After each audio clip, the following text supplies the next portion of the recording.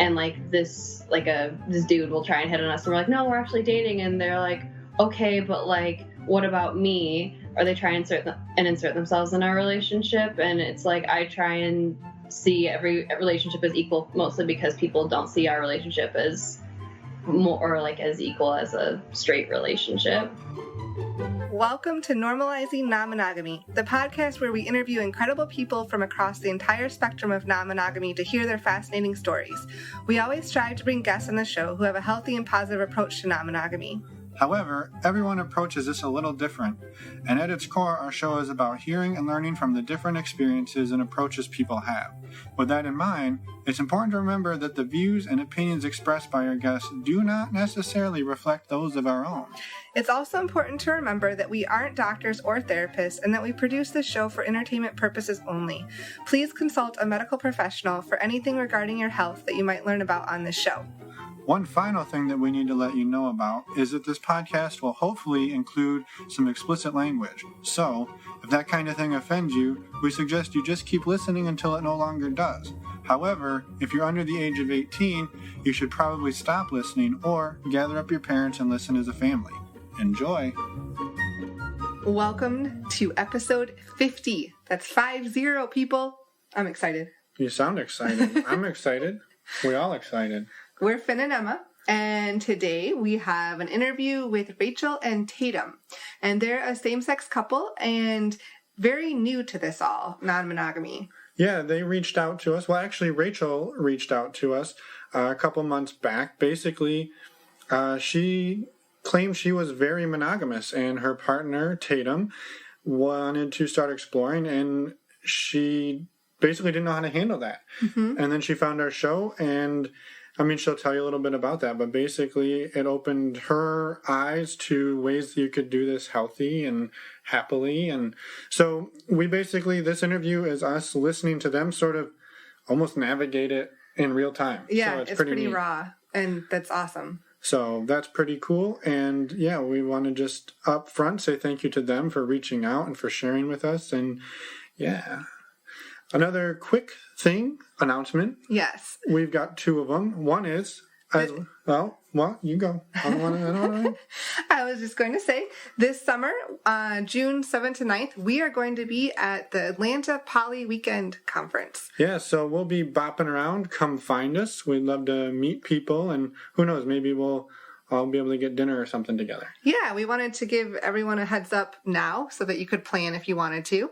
The other one is, we've mentioned before that we updated our website recently, but even newer than that is we've started adding photos of any of the guests that were willing to share a photo. So if you're curious who your favorite guests were and look like, you can go check it out. Yes. And then a couple quick resources we wanted to mention at the beginning here. The first is stdcheck.com. You can win a $50 gift card by using the link on our website. Actually, it's a contest that we're running through the end of March. Yep. Go check that out. And also, if you use the links to just get your testing done, you save $10 every time, not just the first time, not the second time, every time. Go do that. It helps the show, and it helps you, and it helps us all be more informed. Exactly. The other one is a resource that is not affiliated with the show, and it's basically just something that we use a lot and we wanted to share with people because we know people like to travel. They like to go to Cancun and they like to go to Jamaica and all those places. I'm getting the hurry it up. You're drawing this out. Basically, the website is called Scott's Cheap Flights. It's $40 a year, and they find all sorts of super, super cheap flights. Sometimes it's mistake fares that are like $50 instead of $500 because there was a typo. So yeah, go check them out. Subscribe. Again, it's not a paid sponsor of the show at all. It's just a, hey, go check this out because we use it and we love it. Yes, and real quick, our website is normalizingnonmonogamy.com. You can find us also on Instagram, Twitter, or Casti under the screen name NNM Podcast. We got a new record for shortest intro. No, we don't. But let's go to the interview. Well, thank you, Rachel and Taytum, for joining us tonight. We are excited for the interview, and we wanted to start by having both of you, I guess, give a little introduction about yourselves to the listeners. Can you tell us approximate age and maybe location and what your relationship dynamic looks like. And maybe also just a little bit about each of you, like background wise, so people kind of know who we're talking to, and so who we know who we're talking to. Hi, I'm Rachel. I'm 23. We're in the Midwest, and I just graduated, so I'm kind of trying to figure out what I want to do and figure out like my path. So just graduated your undergrad or undergrad, graduate? yeah. Okay, very cool. I'm Taytum. I am currently a master's student.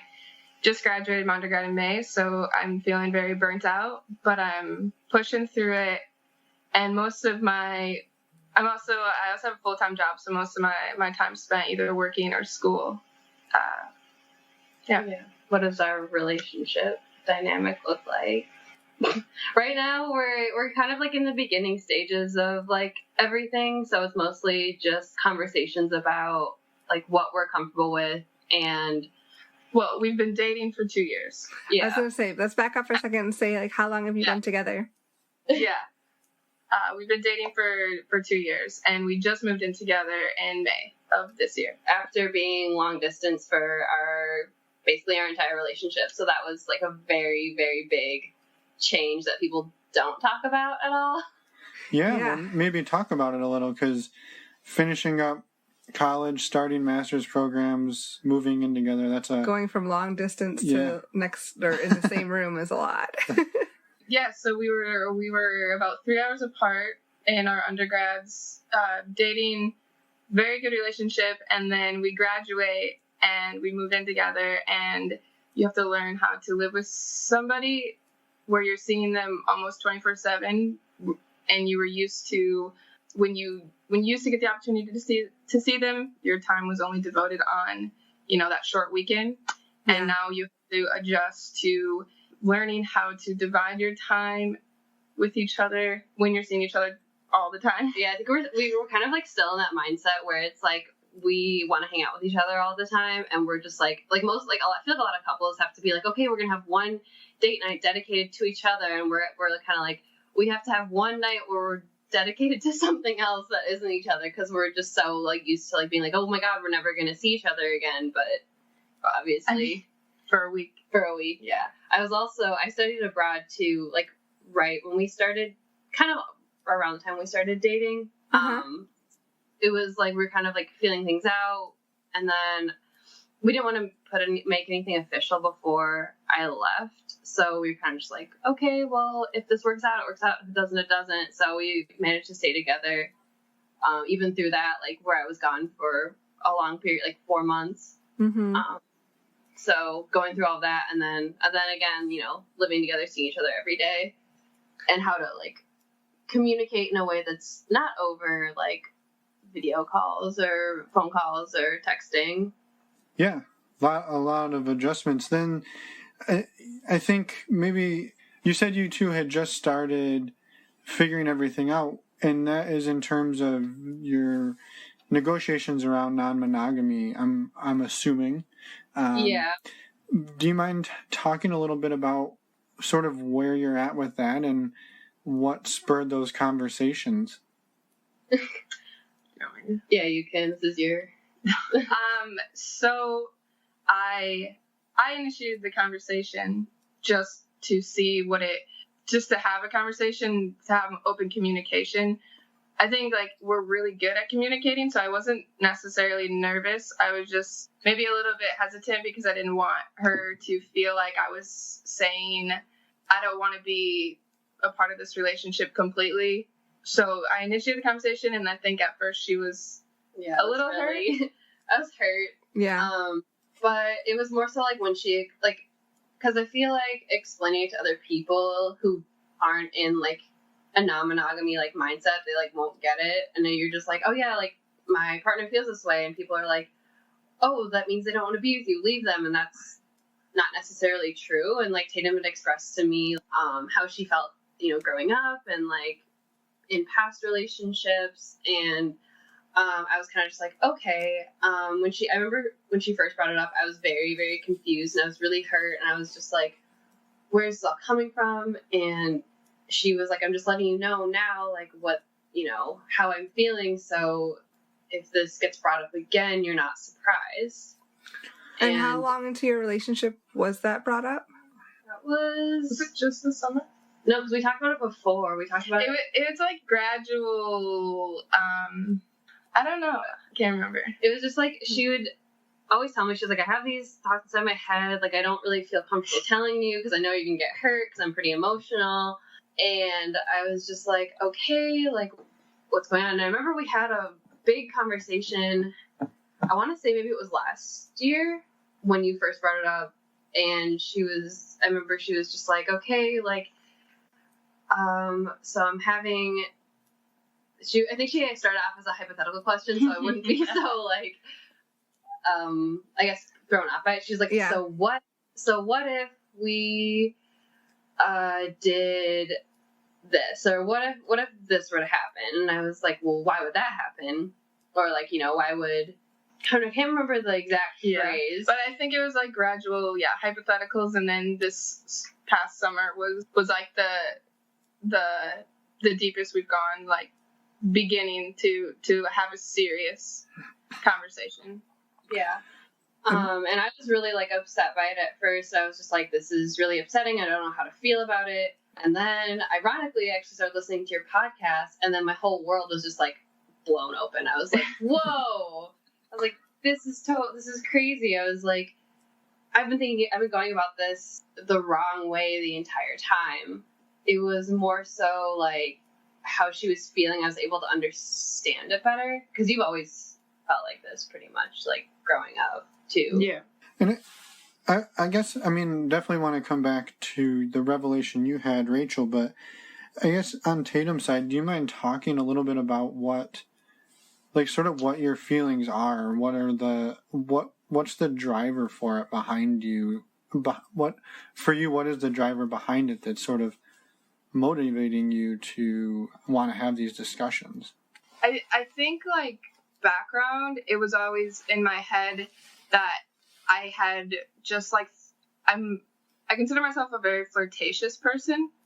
And so I always thought that if you're in a relationship, it was wrong to have any type of other thoughts outside of your monogamous relationship. Mm-hmm. So I would feel almost very guilty, and then that would eat at me I would feel like I was in a box, and I wanted to, like, break out of the box. So then you do things that you feel like are wrong, and you don't know who, no one is telling you that how you're feeling, like not wanting to be in a box is normal. Yeah. So, yeah, because everyone's pushing monogamy on you, and you're just like, wait, like, this isn't how I feel. So, had you explored non-monogamy with other partners in the past? I haven't. I never have. It was always like a thought of mine. It was like a taboo if you think, or if you would want to be in a non-monogamous relationship, then that's taboo and there's something different. And so it was one of those where I always told myself, because we're, before 23, being 18, 19, 20, you still are relatively young. So you think, I'm just going to grow out of this stage of wanting to maybe be with multiple partners or something like that. I always thought that I would just find the right person and then I wouldn't feel that way anymore. Yeah. I found the right person, being Rachel, and then I still continued to have those feelings, and then that's where I kind of got nervous. I was like, okay, why is this still happening? Yeah. And when you had those feelings in the past, did you look to do any research or talk to anybody about it to try to understand what different types of relationship styles were out there? No, definitely not. I come from an area that's super, conservative. Sure. Yeah, very conservative. So my way of going about it was just be single. Don't put yourself in a box that you can't stay in. Mm-hmm. Yeah. It's even, sorry to interject, but even before, because of where Tatum comes from, it's really conservative. So before me, you'd only primarily been with men. Mm-hmm. And so, even when when we first started talking, she was just like this, obviously I've never done this before. I've never really thought about this. But so when we got together, it was like, it became like a big deal, like within where you came from. Mm-hmm. Yeah, and to pile non-monogamy on top of that must feel like like a big hurdle. Yeah. So I've grown to identify all parts of myself as fluid. Sexuality, fluid, relationship status, fluid. It's helped me feel like I'm not so or like taboo. Yeah. Mm-hmm. I think that's a really great way to look at it. And on Rachel's side, have you had you dated women in the past as well, or was this your first time? No, I've always primarily been attracted to women, only dated women. Where I came from, it wasn't as conservative, but it was still conservative enough where, like, when I kind of came out, I was like the first person to do so. So I kind of used that as like, okay, well, I'm gay, so this is it. Like, I'm just going to date women. And so it wasn't that big of a deal for me. But when Taytum introduced the idea of non-monogamy, I was kind of just like, I've only ever known monogamy. I think that where that stems from is how we see relationships portrayed in the media. Right. And I think what really scared me too is when Taytum brought it up is that every relationship we've seen that's trying to be like non-monogamous, like, always ended up where someone either got hurt or they ended up becoming non-monogamous becoming monogamous because they were, like, quote unquote with the wrong partner. And so that really scared me, that when she brought up the ideas, that I was like, oh, like, this is how it's going to end, when that's obviously not necessarily true. Right. And so when Taytum brought it up initially, was the approach to go down like a polyamorous route, or more of a strictly like a sexual route, and not necessarily looking for other long-term, loving partners? Yeah, I think where we fall on the non-monogamy spectrum is definitely more on the physical side of things and the sexual side of things, and not on the emotional side. Because when she brought it up to me, she was like, it's not like I want to have emotional relationships with other people or date other people separately. It's just that, like, I have these urges to sleep with other people, which is normal, by the way. Yeah, we've been finding out that that's very normal. And I was like, okay, like, I think I can kind of wrap my head around that. And it was when I was driving home, which is 5 hours away from here, I was like, okay, well, obviously this isn't gonna go away. How she feels isn't gonna just stop. So I'm gonna, like, find resources. So I started listening to this podcast, and hearing people's success stories just gave me, like, a new set of confidence, where I was like, okay, like, I can get behind, or, like, this is something that I could get behind, something that I can understand. It kind of changed how I thought about non-monogamy as a whole. I was like, wow, there's so many different ways to do non-monogamy that works for so many different people. And, a lot of people think, oh, that's messy, or they wouldn't have, time for it. And it's kind of just like, well, the way I saw it was that you just have to be really, really, really good at communicating your needs and your wants to your partner without, being, I guess, too selfish, or I don't know if that's the right word, but, kind of keeping their needs and their ideas of the relationship, like, in your head while you're talking about what you want. Yeah. Right. Well, and also realizing too, I think that's a great part of it, but also that you might, or you will make mistakes. Everyone makes mistakes, and having some sense of forgiveness in everything as you're navigating it too. I think that's something that we've definitely learned along the way, and we're not perfect at it, but it's something that you have to be able to acknowledge.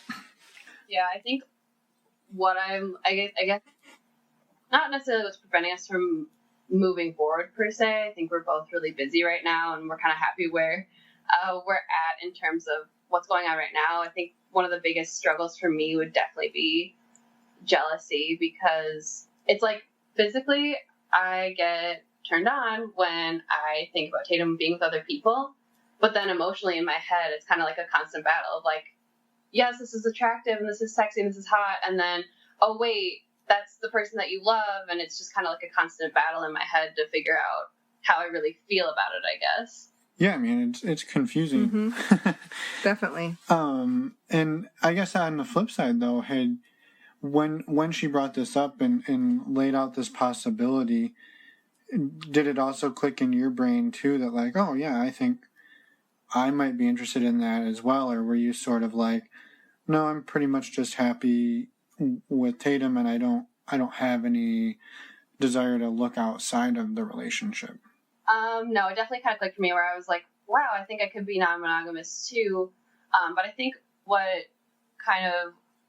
I didn't think I was non-monogamous was that Tatum's, I think, desires and thoughts were a lot more prevalent than mine. I mean, I'd still think about like people that would date for like 8 years and then they'd get engaged to get married, and I kind of felt like that weird feeling of like a trapped feeling almost. That's it? Like, that's all you guys are gonna do? And then I realized too, I was like, maybe like I could be non-monogamous too, like in a sense where I don't want to be emotional with other people, but like sleeping with other people and exploring other people is definitely something that I'd be interested in. And I think because how Tatum is, she's more fluid and I'm the only like other woman she's ever been with, that's something that she'd want to explore on her end. And me, it's like I've only ever been with women, so having the security or like safety of my relationship, knowing like, okay, I can still explore and still grow as a person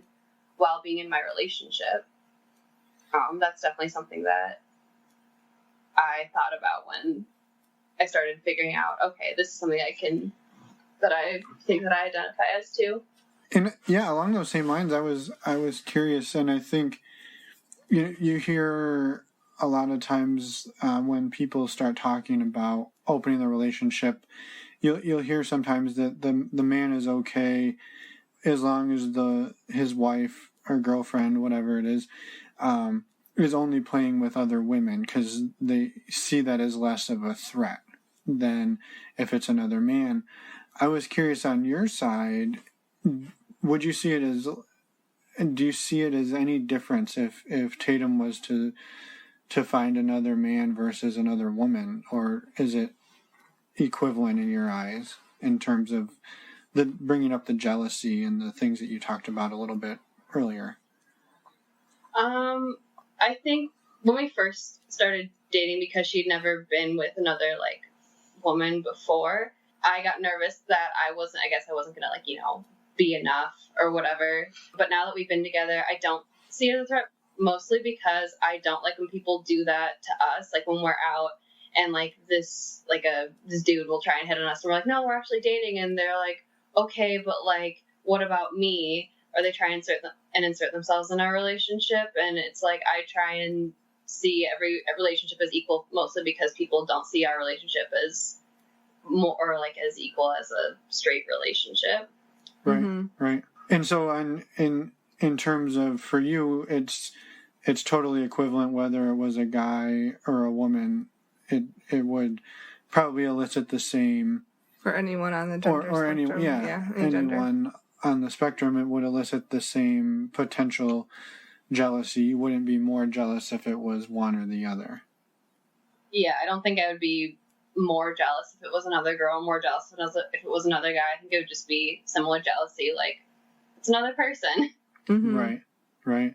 And on Tatum's side, is there jealousy issues, or you're concerned about jealousy, or is it a little more free love, so to speak? I think I definitely am not as worried about jealousy on my end as Rachel is, but I mean, there's always a possibility for jealousy, so I would never say, oh, I won't get jealous, because I certainly will, but I think I'm just more open, just because I think it's something that I've always kind of identified with, whether I knew it or not, so I'm more open to that freedom, I suppose. But there is like, because Rachel's never been with a man before, there's like, I have made jokes where sometimes I realize they're not jokes when I'm like because she said, oh yeah, I'd be willing to sleep with a man, like I'd be willing to explore it. And then the question of, oh, have I not, you've only been with women until me, now have I not been enough to keep you in that sexual identity? But it's definitely not anything serious I think about, but those are certainly thoughts that go through my head, whether I'm completely open to the idea or not. Yeah, I think too, being with you and like going through like our relationship and talking about like the ability to be able to explore and grow outside of our relationship, like it's made me more open to like thoughts and feelings that I've always had. Because I think I've like been like, I identify mostly as a lesbian mostly because I could never be in a long-term relationship with a man or like a romantic relationship with a man. Like I don't see that as something it just doesn't fit me.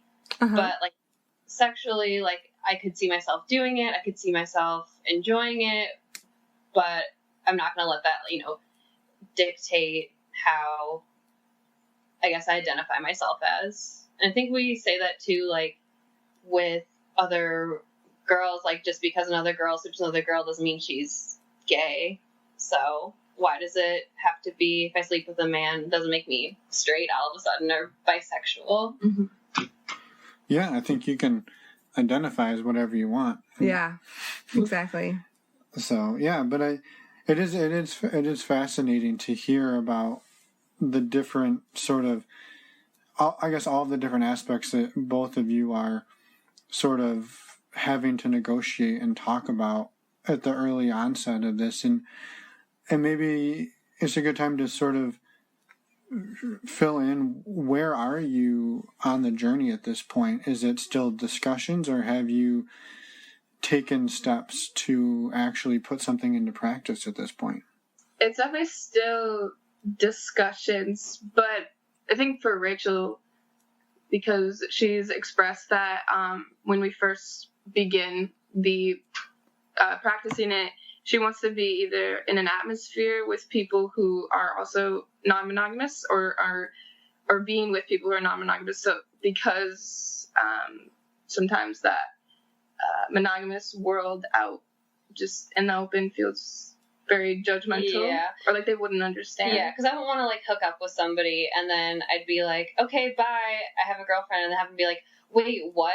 And like just get really confused. And obviously I don't owe them anything, but I wouldn't want to have that like pressure of having to explain to someone what's like what our situation is or like what's going on. I wouldn't want to have people like try and think that they can be with me like romantically, because that's not true either. And I think like being in spaces where there are other non-monogamous people just makes me feel more comfortable, because people know like, okay, like whether they're mostly swingers or they're polyamorous, they know like, okay, they will understand me and Tatum's relationship and respect it in a sense, where being in like a different space where people weren't necessarily non-monogamous, like they wouldn't get it. Yeah. I feel like that it would be, I don't know about safer, or just a more comfortable place to start, at least. Well, yeah, and it might be a good space to have people who could almost act as mentors too. Exactly. If needed, right? To or show you both sort of, not to say show you the ropes, but you know, provide some guidance if needed. Have a Yoda couple, like that we've heard other people say when they have someone adopt them. Yeah, it'd definitely be, I guess, also nice too to talk about it with other people who are non-monogamous, because I feel like there's a couple people that we've talked to, and I feel like they're...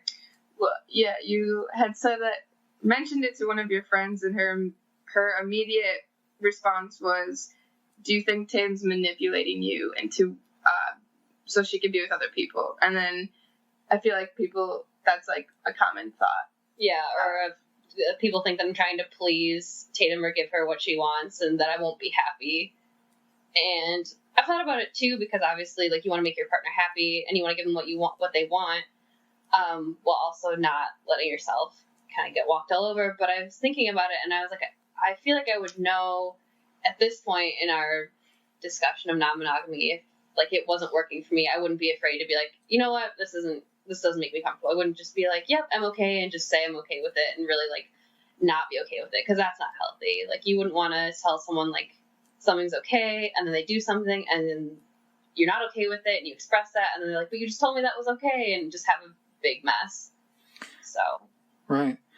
Yeah, I mean, and so some of these conversations that you've had, right, you've talked a little bit about some of the fears, but I guess, do you mind talking a little more about some of the fears that either one of you have had come up, and what you have done as a couple to work through those and talk about them and figure out how you can move beyond that and find a place where you're happy and content and comfortable to take the next step? I'm not really sure. I mean, I think what we've talked about is to get the conversations, I guess, going is like things that we want to happen and things that we don't want to happen. So one of my biggest fears definitely was that Taytum was going to meet somebody else and then fall in love with them and then be like, oh yeah, see ya. Right. That's a normal fear, right? Yeah. So I was like, okay, I know that's a normal fear, but I was like, but even when we go out together and we trust each other so much that like, I feel like, Tatum or I can go dance with other people and have both of us just not be weirded out at all and just be like, okay, that's fine. Whereas I feel like some of our other friends, if their partner was dancing with somebody else, they would immediately get upset and defensive and, be like, why'd you dance with that other person? And it's like, that's, I think that's just where we have a big trust for each other. So the trust is there, but it's still, one of those fears is she's going to fall in love with somebody else and then be like, oh yeah, never mind. Bye. That's my biggest one. And has it, I guess, on Tatum's side, with that fear, how were you able to talk through with Rachel about that not being your goal, and not to say that it couldn't happen, at least the falling in love part, but have you talked about like, okay, maybe we do fall in love with somebody else, but this is what that would look like, or this is what I would want that to look like? We definitely talked about it. I think my job in that situation is to constantly reassure her where I'm at with, my love for her and our relationship. I've never been upset with her when she's expressed, oh, this makes me nervous. I've always been like, I understand that, but this is why you can feel secure. But we've actually never said, okay, what if we do fall in love? I think for Rachel, that would make you a little nervous. That would make me to say, yeah, it's a possibility. Yeah, I think we've talked about once though, and you're like, I'm not saying this will happen or that it even really could happen, but I wouldn't be surprised if it did happen. I think we had a conversation like that once, I think. Yeah. But I think for me, it just made me really uncomfortable just because I wouldn't know, I guess, really where to go with that, especially because we've both kind of expressed that we're really not, I guess, in this. I mean, not saying that, we're not open to change, we're not open to things changing within our relationship, but I don't think we've really thought about it that far, because I think, at least for me personally, I can't really see myself, falling in love with other people, even if I'm having, sex with them. And I think, because I think a lot of it too is, what we want in our non-monogamy at this point is to, hook up with people and then never talk to them again. So not so much looking for the friends with benefits route. You're more like, you want to have an experience and then come back to each other and not have any interaction with those people. I'm more like, it wouldn't bother me either way. Like I've expressed, I think I'm more open to it, but I think the reason Rachel doesn't want to have even a friendship is the scary what if we do grow feelings for people that we're emotionally involved with, even on a friendship level. Yeah. But I think both of us, outside of our current relationship, just a lot of people say that, oh, I could not hook up with somebody without having an emotional connection. Mm-hmm. But both of us have been able to to hook up without emotional connection. So for us, it's not, would it be a hard thing to do? And that's kind of how you prefer it anyways, is just one that is hook up, never speak to them again. So I know I was going to change the subject a little bit, but I know you've had a lot of changes in the last, 6 months, but this conversation sounds like it's been more prevalent in the last 6 months as well. Have you noticed any benefits to your relationship from having these conversations? I think just communication in general. Like for me, it's almost like a weight was lifted off my shoulders as soon as it became a serious conversation, and then Rachel came back to me and said, okay, I'm actually comfortable and I'm like willing to explore it as far as I'm comfortable, and just to know that I wasn't what I was feeling wasn't wrong, and then to know that what I was feeling wasn't upsetting her, felt like it was a secret that didn't have to be a secret anymore. That must have been kind of relieving, right? A lot.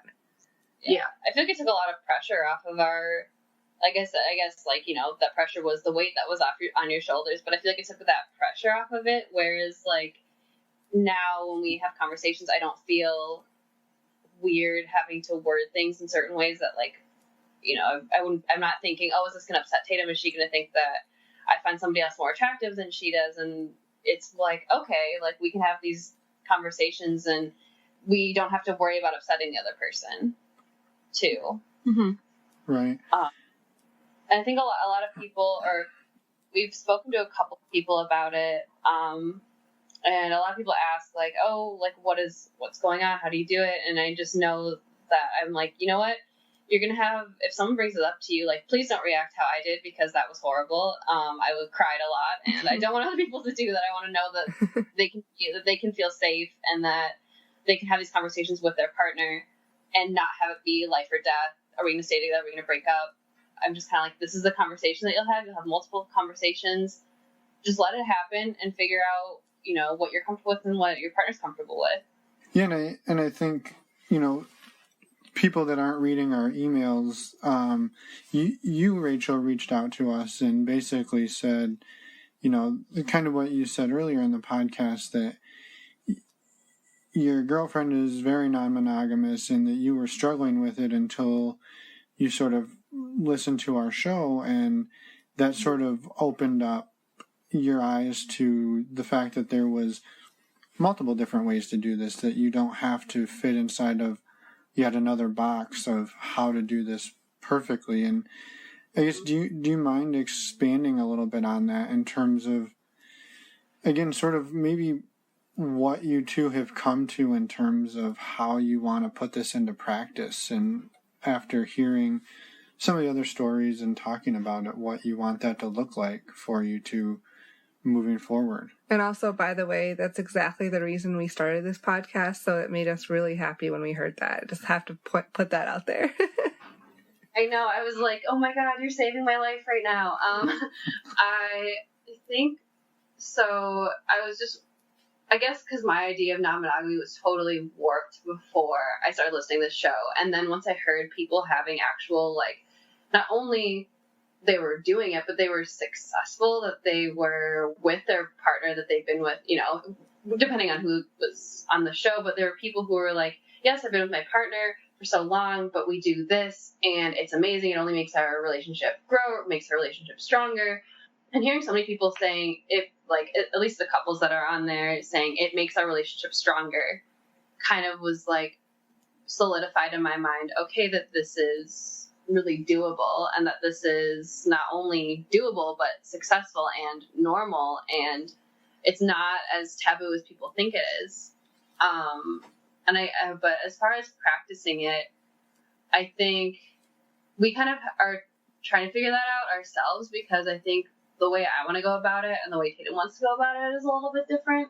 Because I'm I want to be in a secure space with people. I want this to be an experience for both of us. I want to go there together, have an experience, whether you have an experience, I have an experience, we have experiences together, separate, but at the end we ultimately leave together. And I think it's because I'm more comfortable with seeing Tatum with other people, and I don't know if she's as comfortable with that as I am. So yeah, we definitely have two different ideas of maybe what we want, but we're both really good at negotiating for each other. So I think for me, I find it kind of on my end, because Rachel's been so open and a really good partner through this, it's only fair that I kind of go at her pace because she's a little more hesitant. And just in 6 months, she's been able to have such a change in mind, where I think that throughout the years, she would change a little bit, like what makes her comfortable and what doesn't. So yeah, I get way more comfortable, obviously. Yeah. And so to start slow and to go at her pace, I think is fair. Yeah, and I've heard on the show too that people are like, oh, we're gonna do like soft swapping and then move up, or like, it's not linear. Like, we're gonna do this and then we're gonna do this and then we're gonna, full swap and all of these things. And it's like, I'm open to change, but I guess as of right now, I think I'd want us to be, I wouldn't be comfortable if like Taytum went and did something with somebody else and I wasn't at least in the same area, like in the same, not necessarily same room, but in the same like space. Right. Yeah, so I do you mind building on that a little bit, because it sounds like on Tatum's end, I guess we've heard more what Rachel has envisioned. What is on your end, Taytum? What would your ideal situation be? I think an ideal situation would be like to have my only rules be making sure that communication is there and that my partner is comfortable, but aside from that, to not really have strict boundaries. So where Rachel comes from, wanting to do either be in a space with non-monogamous people or do it together, I wouldn't mind, or I would like to have the freedom, if I went out without her, that I could have a flirtatious, spontaneous moment with somebody that moves further, and then like hooking up, and then but that's the end of it, and then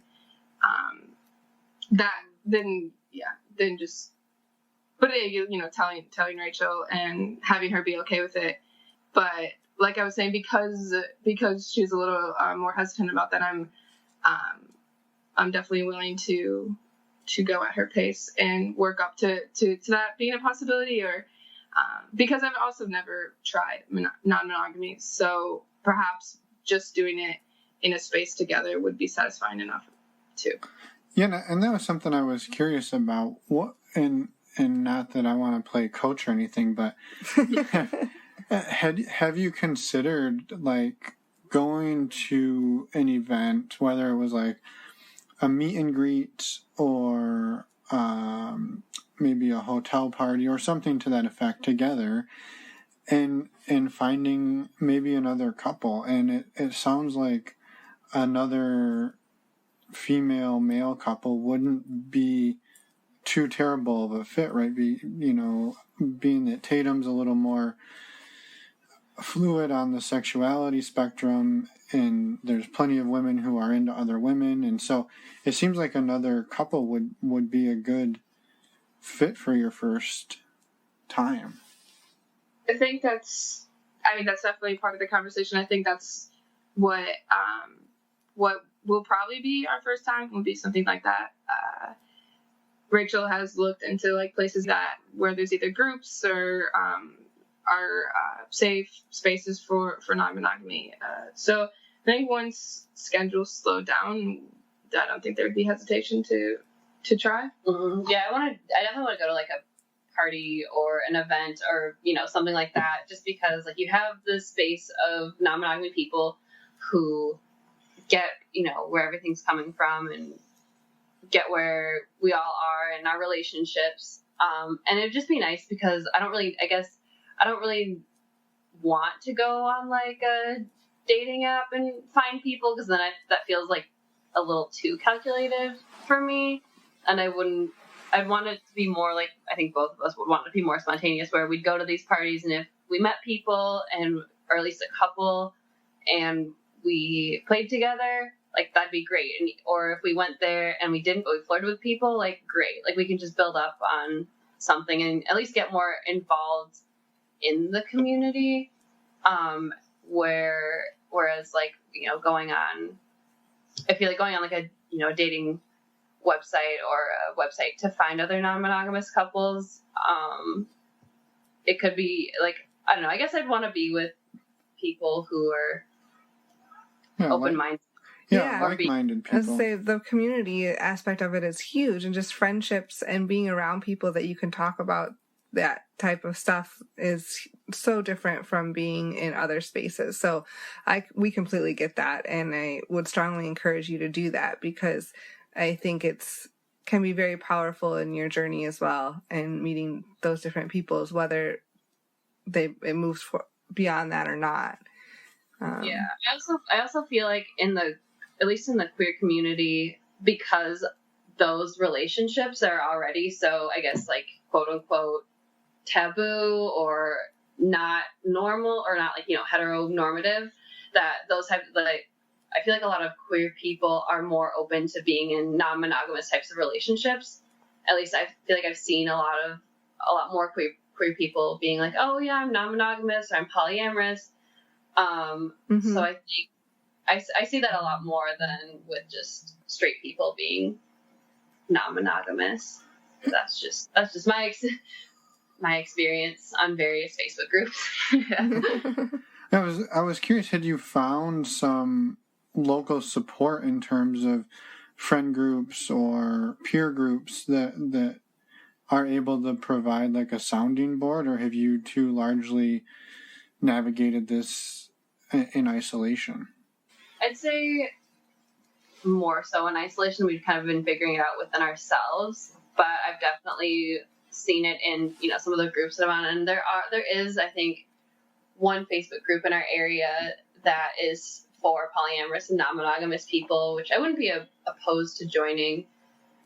It's just we haven't really, I guess, gotten that far, I think, right now, because we're so busy, like you finishing your semester and me just working a lot.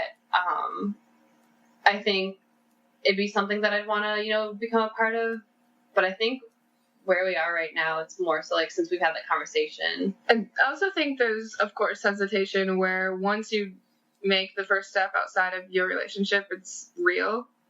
Right. And then what if somebody wants to back out, and maybe that could cause for more mess than and there's just, of course, hesitation. Yeah, I think too I want to be a little bit more prepared on how to deal with jealousy and communication, because even, you know, listening to this podcast, seeing things in other, you know, Facebook groups from other non-monogamous people, I'm like, wow, that's something I hadn't even thought of that could happen. Like, how do you deal with someone saying, oh yeah, I had a really good time last night, the person I was with was super sexy? Like, how do you, like, you know, you want to have an emotional response where you're happy for your partner, but also you're like, how do I navigate that within myself? Yeah. Have you found any other resources besides, you mentioned our podcast, but I know there's other ones out there that have been particularly helpful for you? There's not other podcasts. Yeah. The thing about me is when I really like something, I'll binge it until I get sick of it, and then I move on. So like right now I'm only on your podcast, but I've heard all the other wonderful podcasts that you guys mentioned on your show previously, like what was the Swinging Down Under, By the By. But I know, like, there's a book that what I want to do essentially with, like, my careers, I want to be a nurse practitioner, but specifically focused on, like, women's health and, like, female sexuality, and I want to research, actually, like, the female orgasm. So, like, being able to, you know, use some of the resources I've used in school, and someone mentioned Sex at Dawn. I've wanted to read that, too. Yeah. That's a good one. Trying to think of any other ones. We did watch recently a original Netflix series from the UK called Wanderlust. Wanderlust, okay. Yeah, it's about a married couple who opens up the relationship, and Not necessarily that it's anything that's educational, but it's one of those things where it explores the fact that this can be normal. Yeah, that it's successful. Like when they in the show, when they start opening up their relationship, it wasn't automatically tragic or horrible. That it kind of showed the struggles. I think that at least for me, when I was watching it, I'd be like, okay, well, this is not like they would do something, and I'd say, well, this is not how I'd want to communicate. This is what I would do instead to make it, better. Obviously, they have to do things for the plot, but right. Well, it gave you the talking points to start a discussion. Yeah, exactly. I think Taytum started watching it first, and then was like, "Okay, wait, I want to watch this with you because I want to know what you feel about this." Yeah. Perfect. Yeah. No, I think a lot of. I mean, it's definitely a hard thing to start in the early stages sometimes, and especially when you're navigating school and work and all of those things. And so I think, when you have no experience and it's not an easy thing to navigate. Yeah. You can't really go to your parents and say, I'm feeling like this. What does this mean? And they're not going to get it. Yeah.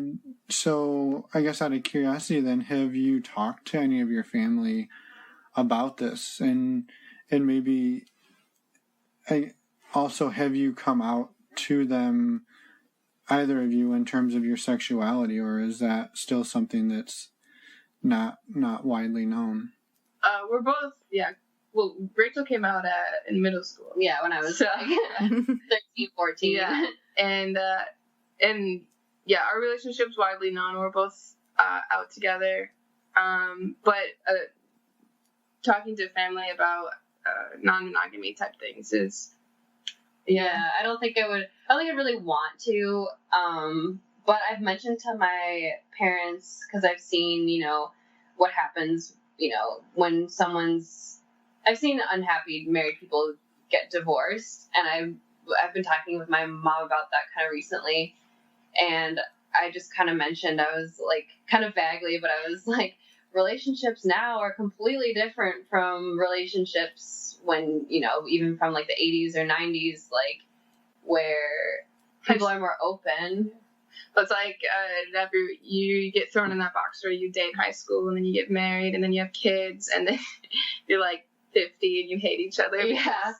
You were, you felt like you had to get married at 18 and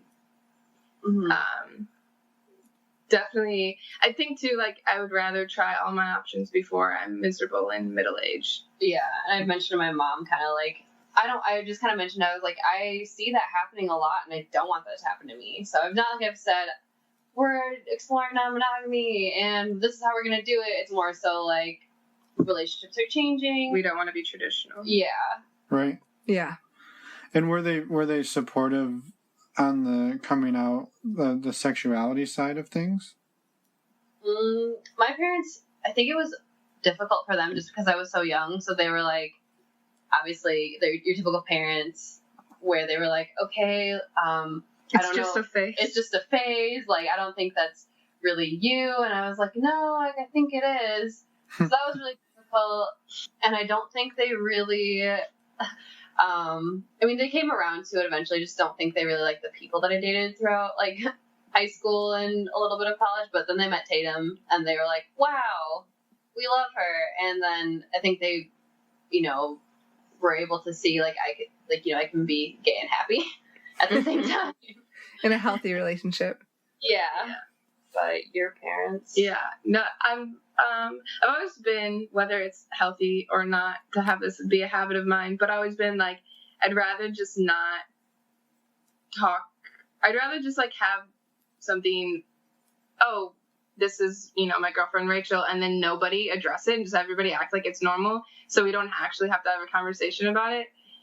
That's always how I've liked to go about life. But of course that's not realistic and you have to have real conversations. But it was more so like I just introduced Rachel into my life more and more and more until she was just normal. Until I was there all the time. Yeah. And I don't know if I've ever really would say that I've ever had a coming out. I think it was your 21st birthday, though, because you got... Well, yeah, but, like, I've never, like, had one of those things where you say to everybody, okay, this is my sexuality, this is my relationship, so everybody just knows, but I've never, which wouldn't necessarily be a good thing, but, yeah, I've never had your traditional, coming out, like, telling everybody how, you know, yeah, what your sexuality is, and things like that. But depending, you know, I guess where you come from, since it's more conservative, that it's like, so I think it's because it's so conservative, and people can be really small-minded. I mean, not really any of, like, your friends, but definitely some of the people that are a little bit older that don't necessarily get it would, you know, my mom's always worried about people being mean to us. So I think having it be kind of like a silent thing where people are like, oh, well, now Tatum's dating a girl. That's it. Yeah. I think might have worked out better for us instead of having a huge coming out post. Yeah. Or, you know, coming out story thing. Right. No, I appreciate you sharing, because it's obviously not something that either of us have had to go through in terms of our sexuality. So it's something relatively more recent for you. So thank you for sharing. We appreciate it. Definitely. But I think we've talked to a couple of our friends about being non-monogamous. Like, that's not something that we'd want to necessarily hide from. Well, because another thing, too, to make sure that you're communicating with at least your close friends is that if you're out, say I'm out with, you know, my friends and I dance with somebody, I wouldn't want them to think that I was being... What's that word? That I was, like, I don't know. It's not cheating's not the right word, but I wouldn't want them to think that I was... doing things behind my back. Doing things behind Rachel's back, and then have them think that there's something going on.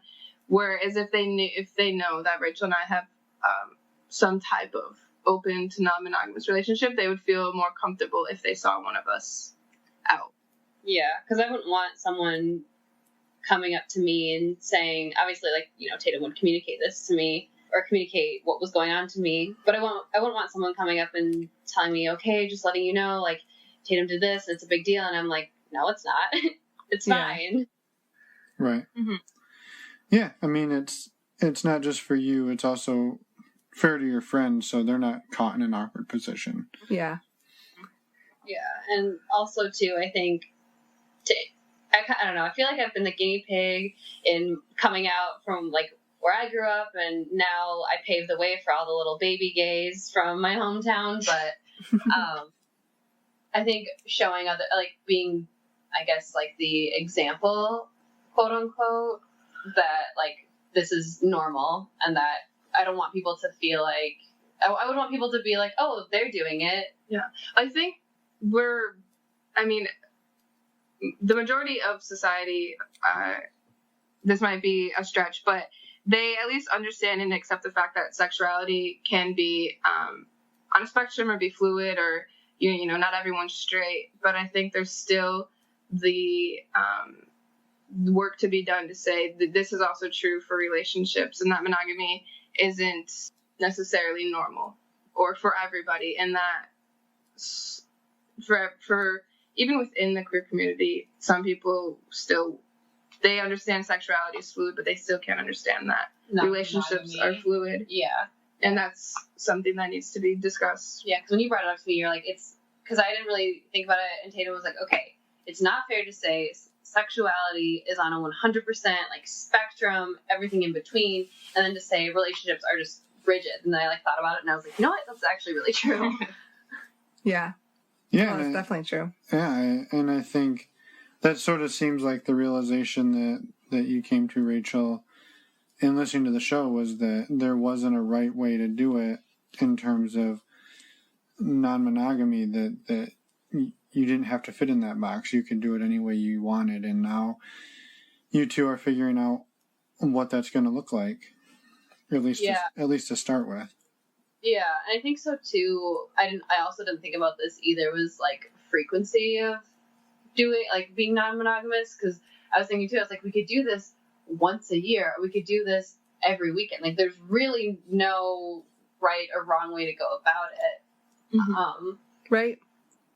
Whatever you want to do. Mm-hmm. Yeah. And I feel like right now, though, at least where we are in our relationship, I feel like it wouldn't be something that's super frequent. Mm-hmm.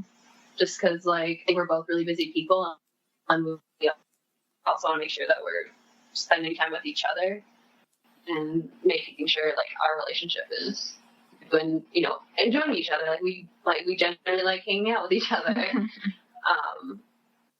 You know, I wouldn't want to spread myself too thin between other people too all the time.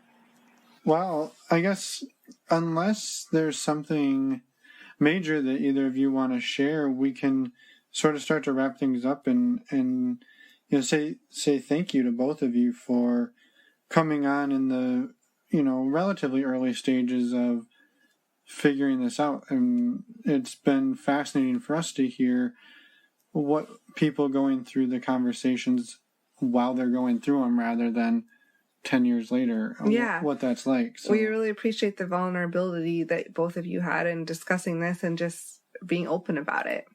Yeah, no problem. I'm glad we were able to give you good insight and information, because we were just kind of nervous about, like, oh, okay, well, these are our conversations. Like, we didn't want it to be, I guess, boring. No, I don't. I think there's a lot of people who are probably in similar positions trying to figure out these conversations, and so even though they may have them slightly differently, just knowing that they aren't alone is important to sort of know. Exactly. Yeah. Yeah, I think that was a big thing for me, is to realize, okay, I'm not alone in this, that there are people who have said or have felt things that are identical to how I'm feeling. I think was a big thing for me. And I think for Taytum too, when I first mentioned the podcast, she was like, oh, like, it really kind of solidified that this isn't super taboo, that how she feels isn't wrong or bad. Yeah. Well, you two are fairly young too, so I think that having those discussions early on, and it might seem a little more scary than in more, I guess, older, or not older, but in a longer term relationship, I guess. Yeah, and well, I mean, even at our age, right, there's not tons and tons of people that we can look to as examples of this, right? And in our day-to-day life. And even fewer when we were 19 or 20 or 23. So I think just knowing that you're not alone is the nice part about it. And so I think the two of you being willing to share that is really amazing, and we wanted to say thank you, and also that we hope you'll come back on maybe in like 6 months or a year with some awesome updates about what you two have learned over the last year or so. Yeah, no, that'd be awesome. Thank you guys for having us on the show too. Yes. We really appreciate it. Thank you. Oh, sheesh, anytime. Of course. Anytime. Thanks for reaching out. Yeah. I think that. Yeah, so we'll say goodnight, and we will talk soon for part 2. All right. Okay, good night. I just want to let everyone know too that if your partner brings up this conversation, to just go with it. Have an open mind. Keep your ears open. Try not to be too judgmental, because I really just don't want people to react how I reacted at first. I really don't want, I don't really want someone else's partner to feel, like they're wrong, or that they're, bad for having these types of feelings. I just want, if your partner does bring this up, just be really open, try and be understanding, and just go from there. Yeah. Thank you for saying that. I think that is a very important thing that we like to stress as well, because it's not an easy thing when your partner comes and says something to you, and being, even if you want to react a certain way, you may not, and it may take some time and some discussion. So thank you for mentioning that. It's not just going to be one discussion. It'll be multiple. Exactly. And I might, if I'm allowed to pile on and just say, if you are the person who brings it to the table and your partner says no, give them the space and time to think about it and come back, and that a no may not always be a no, but might be a no, not right now. And you don't have to ask every damn day, but you can definitely ask again. So that's my 2 cents. Yeah, we've heard that works for people. Yeah. So. I appreciate that from Taytum. Like, when I was like, no, I'm not comfortable talking about this, like, she wasn't like, we need to talk about it now. She was like, okay, I respect that, I get it, and then brought it up a different time. And well, it sounds like you're both on the right track, or one of the right tracks. Definitely. So we're excited to see where you are in 3 months and a year and 6 months, and I'll just throwing out time. Just throwing out numbers. So we will keep in touch, and we will have you back on whether you like it or not. And yeah, we look forward to it. Yeah, was there anything else before we hang up? On your end? No. I think we're good. Well, thank you again. We had a great time talking and appreciate it. Yeah, us too. Okay. Fake goodbye. Bye. We're back. We are back, but just temporarily. Again, thank you to Rachel and Taytum for reaching out, for coming on the show, for using the old email feature. Yeah, it was so much fun talking to them and hearing their story and their perspective from just getting into this at a fairly young age. And we're excited to get the follow-up from them once things start moving along and school and life settle down. So we're really excited for that. Yes. One quick resource. Two, actually. I was trying the old bait and switch. First one is absolutely free. It helps the show if you use it, but again, it costs you nothing. It's personal capital. It's the easiest way that we found to manage and kind of keep track of where all your money is and do budgeting and all those things. Again, it's just one of those to help people out, make your lives a little easier, and yeah, go check it out. We use it every single day. Never once paid a penny. Right. And if you use the links on our website, it does support the show.